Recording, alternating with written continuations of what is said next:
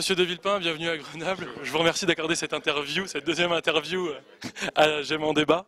Donc ma première question va être sur l'objet du jour. Donc vous venez ici pour les états généraux du renouveau. Qu'attendez-vous réellement de cet événement? J'attends qu'on refonde la République, il serait temps. La République ne va pas bien et il est temps qu'on reprenne un peu les choses en main. Nous voyons à quel point dans la bataille d'aujourd'hui, qui est la bataille de la mondialisation, eh bien nous ne sommes pas toujours au niveau. Je prends un exemple. Nous avons 22 régions métropolitaines. Est-ce que ces régions sont capables d'entrer dans la compétition avec les Länder allemands ou avec les grandes provinces espagnoles? La réponse est non. Donc je propose de rassembler les forces, de dégager 8 grandes régions et de leur donner davantage de pouvoir, en particulier en matière économique. Si l'on veut pouvoir peser, si l'on veut pouvoir compter, il faut être capable de projeter ses forces. De la même façon, on a aujourd'hui 31 ministères. Est-ce que vous pensez que nos concitoyens savent qui est ministre de quoi et est-ce que cet éparpillement est utile?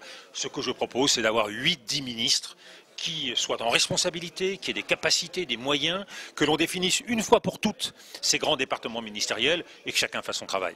Donc de vraiment clarifier la situation, en tout cas ministérielle. Clarifier les choses, donner des vraies compétences, fixer des responsabilités et une feuille de route. Tout ceci aujourd'hui pose problème.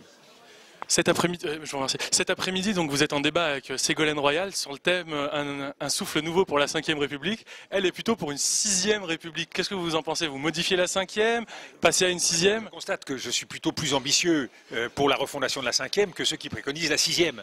Donc j'attends de voir les propositions qui sont faites pour faire la 6e. Mais enfin, croyez-moi, la 5e que je propose, c'est une 5e solidement gonflée à l'hydrogène. Je vous remercie. Une question, vous êtes pratiquement un des seuls hommes de droite avec Monsieur Dupont-Aignan à être présent ici. Est-ce que c'est encore une preuve de votre ouverture et de votre capacité à écouter tous ceux qui veulent faire avancer la France et les Français? Ce qui prouve qu'il y a un avenir au-delà de la droite et de la gauche, et ce qui prouve que la politique au service des Français est toujours à réinventer. Okay. Beaucoup de jeunes, en vous écoutant, vraiment, vous arrivez à faire bouger les jeunes. Qu'est-ce que vous pouvez dire à ces jeunes qui aimeraient bien vous suivre dans l'aventure présidentielle? Allez les petits, on a besoin d'eux, on a besoin de la jeunesse.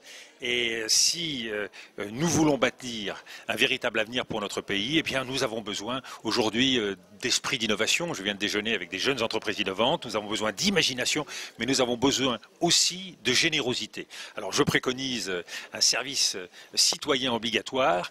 C'est à mon avis une bonne préparation que de s'engager dans la présidentielle et de mettre toutes ses forces au service d'un idéal. C'est une bonne préparation à ce service citoyen. Merci.